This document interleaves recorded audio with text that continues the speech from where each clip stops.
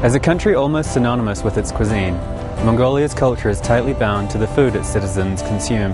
The nomadic ways of food consumption have worked well in the past, but now Ulaanbaatar has grown to a point where we need to start thinking about if the existing systems are still working. As the economy and environment shift to a more global structure, the way that foods are produced, packaged and stored may also need to change. This can have big implications for food safety, and with a push for education, can help progress Mongolia to a healthier, safer future. Coming up, is Mongolia's food preparation really up to standards?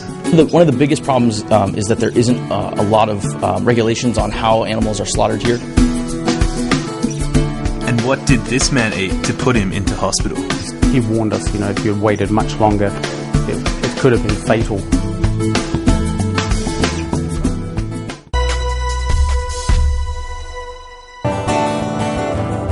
Mongolia's food culture is driven by its seasons.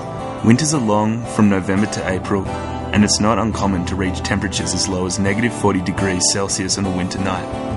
This, along with an extremely dry climate, has an impact on the ability of the country to produce its own crops. Because of this, Mongolian diets have traditionally been heavy in products that come from animals, specifically dairy and meat products. Incidentally, these two food groups are among the least safe for human consumption when prepared incorrectly because of different kinds of bacteria that live inside them. Бактери болон бишил эйтэн гэдэг бол одоо хүний эргэн тойронд оршин тогтнодог нүдэндүүл үзэгдэх юм амьд организм байдаг. Ижил жилийнхаа их усүр болгож юг ашигладаг вэ гэхээр төрөл бүрийн органик нэгдлүүдийг ашигладаг. Органик нэгдэл гэдэг нь бол ихэвчлэн дандаа хүний одоо иддэг хоол хүнсэнд ордог уурга, нүүрсөс, өөх тос гэх мэт. Ийм учраас зарим одоо бактериуд бол хүнсээр дамжиж хүнд халддаг ийм өвчин үүсгэх чадвартай байдаг. It's a bacterium that's usually located in the guts of in animals, so slaughterhouses can be usually the most predominant areas where these E. coli bacteria gets mixed into with meat. Тэгэхээр Монгол хүн одоо малаа төхөөрөхдөө хэрвээ одоо их л бохир одоо газар төхөөрөх юм бол одоо тэр хөрснөөс нь ч юм уу тэр хүний гарнаас ч юм уу тэр мах руу одоо бичил битэн ороод тэгэл тэр бичил битэн цаашаа тэр махан дотроо үржил хэрэглэгчтэй очин очтлоо махан дотор үрждэг байхгүй. One of the biggest problems is that there isn't a lot of regulations on how animals are slaughtered here, how they're bled, how they're aged, hung, frozen. A lot of producers will just kill the cattle and then freeze it immediately before producing it. The farm that we're using now, they are killing, bleeding, aging for 15 to 20 days before they're actually producing it into cuts, which makes a completely different flavor profile of the meat, and it's a much more international standard of doing it. And when the meat is not properly cooked, specifically like hamburgers, when the patty is not cooked through, those bacteria can survive heat and then cause severe gastrointestinal symptoms. If we consider preparation, you can get a lot of diseases, like infectious diseases, because of bad quality of hygiene during preparation of food or maintenance of the food also. You can also have in the future a lot of diseases too, depending on what you're eating, like chronic diseases. The consumption of these toxins and the resulting illnesses result in what we commonly refer to as food poisoning. Sebastian Dorn is a New Zealander living in Mongolia with his wife and child. Not long after arriving in the country, Sebastian contracted a very serious case of food poisoning after shopping at one of Ulaanbaatar's major supermarkets. Well, I'm not sure where it really came from, but I'm just suspecting it was either meat or milk, because those are the two items that really caught my attention for food handling and storage. First, just started feeling a little bit sick, like a little bit queasy, and then very quickly threw up, and then threw up, and that just went on, and it crashed really quickly. Temperature came up and started to shake, and then blood pressure dropped after a couple of hours, just throwing up dozens and dozens of times until there was nothing left. Couldn't hold anything down, and in the end, fainting and unconscious. The doctor was really surprised. He took a blood pressure reading right away and found it was extremely low. He warned us, if you had waited much longer, it could have been fatal. It was something around 30/60, which is almost nothing, almost no fluid in my body at all. It's just like the blood had almost stopped. It was really bad. I couldn't stand up, couldn't speak, couldn't hold my eyes open, couldn't really understand what was going on. So had 2 drips, one in both arms, lots of injections right away. They're actually squeezing the IV bags to get fluid in really quickly. And that was pretty intense. I'm quite a pedantic person anyway. I like to use the hand sanitizer and things like that, and I cook everything to death here. I'm pretty careful about fresh fruit and vegetables, make sure we wash that properly. And I don't drink milk anymore or anything milk or cream related. Just totally put off that. Everywhere, not only Mongolia, food it's a very important way of getting all our nutrients and also to get all type of diseases. So it's really important to watch out what we eat on a daily basis. About 25 to 30% of consultations would be food related or gastrointestinal. Cliff Aaron, executive chef at Rosewood Restaurant and Enotica in Ulaanbaatar, agrees that correct food preparation is extremely important. He was trained and has worked in several restaurants in the United States where food safety practices are heavily standardized. Food poisoning is a huge issue, and it really has to do with improperly storing products, holding cooked meat with raw meat. Chicken is a big one, and cooking things to the right temperature. One of the other things is that freezing properly and thawing properly is really important, and also once you've defrosted a product, you don't want to refreeze it again. So anything we do use that's frozen, we defrost it basically under refrigeration for 24 hours, and then we use it that day. With a varying quality of meats available, there are some things Cliff watches out for when buying his meats. A lot of the meat you'll see here has very yellow fat, and that has to do with the diet of the cows. In beef particularly, what we look for is white, creamy fat and marbling throughout the beef. So marbling meaning that if you look at a piece of like steak, for instance, and you see white flecks of fat throughout the meat, that generally says it's a better quality cut. You want to look for color. It should be nice and red. It shouldn't have any blemishes or anything of that nature. For pork, we look for the same thing: very white, clean fat, no smell, pink flesh, those types of things. Studies have shown that meat from Mongolia is actually higher in proteins and minerals than meats from countries like Russia and New Zealand. However, international demand for Mongolian meat is very low. Ер нь малын махыг гадаад зах зээлд нийлүүлэх сурталчилгааны нэгдүгээрт малын эрүүл мэндийн асуудал байдаг. За тэрийг юугаар хэмждэг гэхээр дэлхийн мал амтны эрүүл мэндийн байгууллага гэж байгаа. Манайх тэрэнд гишүүнээр хэлэлцсэн. Тэр орон манай мал эмнэлгийн тогтолцоо, мал эмнэлгийн хэрэгжүүлж байгаа үйл ажиллагаа, за тэгээ бидний үйл ажиллагаанд мөрдөж байгаа эрх зүйн баримт бичгүүдийг хүлээн зөвшөөрөх хэрэгтэй. Бид нэр одоо шинэ хуулийн төсөлдөө тэр бүтцийн сул талуудыг шийдвэрлэж зөв зохистой хүлээн зөвшөөрөгдөх хэмжээнд нь өөрчлөлт оруулаад тэгээд дэлхийн эрүүл мэндийн байгууллагаар зөвшөөрүүлэх энэ алхмыг хийж эхэлж байна. Coming up, food additives. What are they and how do they affect the human body? Хүний биед сайн нөлөөтэй байна гэж байхгүй. Are food selling companies just in it for themselves? Манай үсэн хөтлөгч компанид бол дэндүү ашиг хөөж. And can we really get addicted to KFC? Тэр чинь болохоор зарим хүн ястаа тэр домтцсон байдаг гэсэн чинь.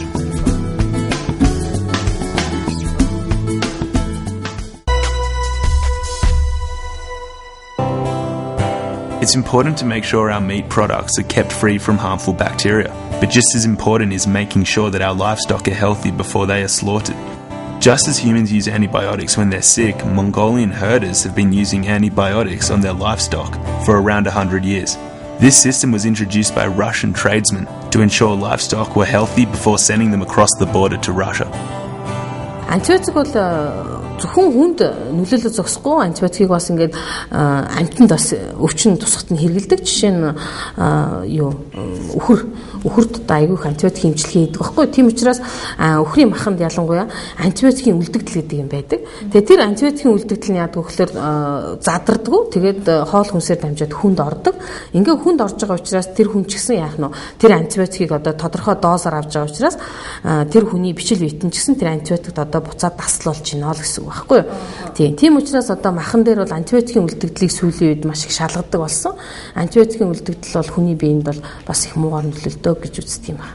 Антибиотикийн хувьд ерөн сүүлийн үед энэ хосолсон одоо үйлчилгээтэй олон төрлийн антибиотикуудын холимог хэлбэрээр мал аж ахуйн мал эмнэлэг зориул үйлдвэрлэж байгаа бэлтгэлүүд их болж байна. Өөрөөр хэлбэл цаад үйлдвэрлэл тал нь их хурдцтай хөгжиж байна. Нөгөө талаас Монголд бол бас малын өвчлөлийн тохиолдол их олон байна. Тэгэхээр энэ байдал нь юу хэлж байгаа нөхөр ерөн сүүлийн жилүүдэд бол антибиотикийн хэрэглээ асар их ихссэн. According to the Ministry of Agriculture, antibiotics given to livestock generally stay in the animals for 14 to 21 days after being administered. During this period of time, the animals should not be slaughtered or even milked, as any consumption could be dangerous for human health. Антибиотикийн үлдэгдэлгүй бүтээгдэхүүн нийлүүлэх энэ нөхцөлийг хангахын тулд мал эмнэлгийн байгууллага хоёр том ажил хийж байгаа. За нэгдүгээрх нь бол малын эрүүл мэндийн гэрчлэгээ, малын гаралтай бүтээгдэхүүний ариун цэврийн гэрчлэгээ гэсэн зүйлийг малын эмчнэр бичнэ. За тэр гэрчлэгийг олгохдоо юуг үндэслэдэг гэхээр тухайн мал амьтанд хамгийн сүүлд хэзээ ямар юм хэрэгэлсэн бэ гэдгийг тогтоож олгодог. Өөрөөр хэлбэл малын биед юм хэрэглэсний дараа тодорхой хугацааны дараа ялгараа дуусдаг юм л да. Тэгэхээр тэр ялгарч дуусах хугацаа дуусаагүй байхад зах зээлд нийлүүлэхийг зөвшөөрөхгүйгээр хянана гэсэн үг. Genetically modified foods are a big issue around the globe. One of the countries producing the most GMO food is China. And as this is where a lot of our imported food comes from, this is something that Mongolians need to be aware of. Тэгэхээр энэ генетикийн өөрчлөлттэй амьд организмууд нь юу гэхээр аливаа нэгэн хүнсний бүтээгдэхүүнийг одоо ялангуяа одоо нөгөө юун дээр үр тариан дээр ургацыг нэмэгдүүлэхтэй ургацын хугацааг богиносхын төр зорилгоор ингэж шийдэг л дээ. Тэгэхээр энэ генетикийн өөрчлөлт гэдэг бол юу вэ гэхээр ер нь бол генетик хүн ч гэсэн сайн мэдж байгаа. Энэ бол ердөөсөө гений дастралыг өөрчлөх байгаа. Тэр гений дастралыг өөрчилснээр тухайн бүтээгдэхүүн тухайн одоо амьд организмын хэмжээг томрох, богиносгох тэ ингээд жижиг болгох, томруулах гэсэн ийм одоо үзэгдлүүд явагддаг л да. It's something that it's happening in the US, in the UK. There are big brands that are doing it. And in a way, if we look for those things, we are the ones who like the red tomato, the big, sweet corn. So we are the ones that make them produce this too. So if we stay away from, them, we may push them not to. As well as banning GMO in children's foods, the government has recently made law changes to govern the importing of genetically modified foods. Яг энэ хүнсний бүтээгдэхүүнтэй холбоотой манай үндэсний хорооноос бол 14 нэрийн стандартыг боловсруулж гаргасан байгаа. Тэгэхээр манайх яг энэ асуудлыг энэ хүнсний тухай хууль, хүнсний аюулгүй байдлын тухай хуулинд тусгаж өгснөөр бол энэ хувирсан амьд организм түүнээс гаралтай бүтээгдэхүүнийг маш их хязгаарлаж хориглож байгаа. But we can't rely on the government to make decisions for us. It's supply and demand that drives the market. Farmers and big companies can't force us to eat their products. They can only put them on the shelves. Over the world, there has been a huge push for fruits and vegetables grown without harmful pesticides in the last few years. We know that these are meant to be healthier and better for our bodies. But what are the government regulations? The benefits is for the producer because usually they modify it, just to, for example, in the tropic, you have a lot of insects that destroy the tomatoes, the pepper, everything. So you modify them so they can survive the climate and you can have better, a better production and more money. So that's good for the economy of the country that it's producing it.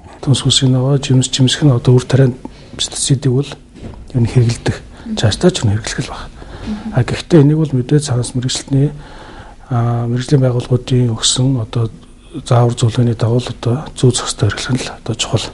Пестицид дотор ч бас хориглосон пестицид гэж байна. Хориглоогүй пестицид байна тийм ээ.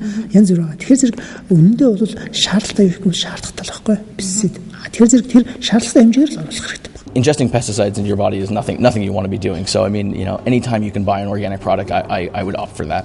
in Mongolia, there's no certificate or standard for organic, so you'll see a lot of restaurants stamping organic on everything. I mean, generally, organic products are no pesticides, no GMOs, things like that. Here, because there is no regulation on it, it's hard to tell. But we try to buy from farmers that we trust and know, and we've been to their farms and know what they're producing. Since the shift to democracy in 1990, Mongolian citizens have had an increasing amount of contact with other countries. This, combined with the effect of the internet, has led to a greater interest in many of the processed, artificially sweetened and coloured foods available internationally, and therefore a rise in the imports of these products. Хүнсний нэмэлт гэдэг нь бас өөрийн тодорхойлттой. Энэ болохоор ямар байцуудыг хэлдэг вэ гэхээр өөрөө дангаараа хүнс байдлаар хэрэглэгддэггүй. Ямар нэгэн технологийн зорилгоор бүтээгдэхүүнийг үйлдвэрлэх явцадад зориудаар нэмж өгдөг ийм нэгдлүүдийг хэлдэг. Өөрөө хүнс биш гэхээр тэр хүн идэх зориултгүй зүйл гэж таарад байгаа байхгүй юу? Тийм биз дээ. Тэгэхээр ерөөсөө тэр хүний биед сайн нөлөөтэй байна гэж байхгүй. Чухам тийм болохоор л нөө хэрэглэх хэмжээг нь бүр маш хатуу тогтоож өгдөг. As well as artificial colours and sweeteners, many food coming into Mongolia have been treated with preservatives. This extends the amount of time the products can travel from their original destination, as well as the amount of time they can last on a store shelf.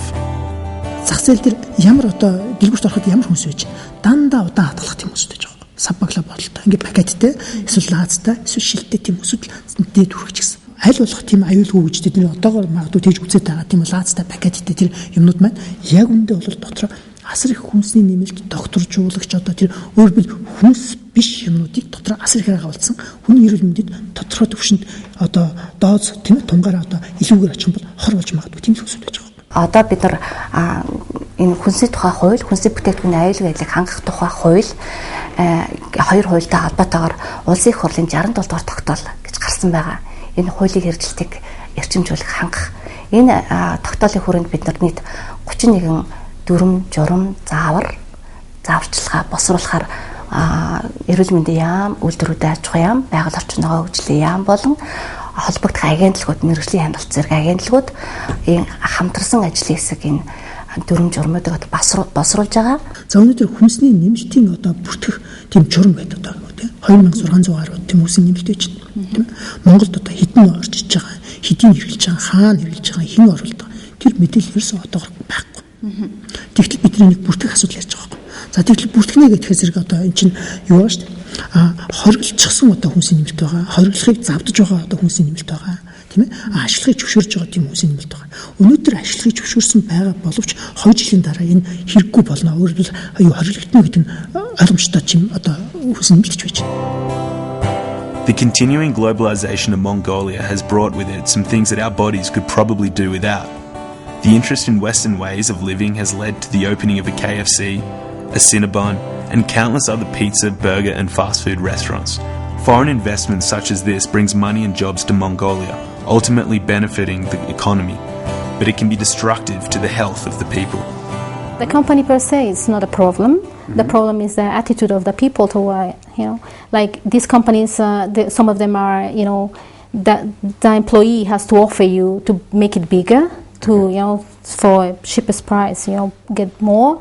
So you're taking more calories of what you need, and that can, make you obese and then have a lot of health problem. It depends on the education, on the, the health education that the government is giving to the people too.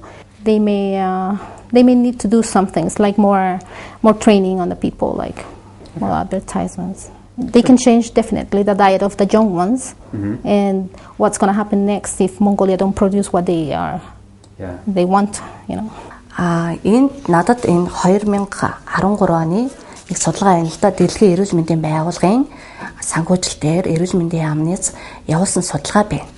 Энэ судалгааны дагуу бол илүү жинтэй хүний эзлэх хувь 8 онд бол 39.8% байсан бол 13 онд 54.4% болоод нэмэгдсэн байна.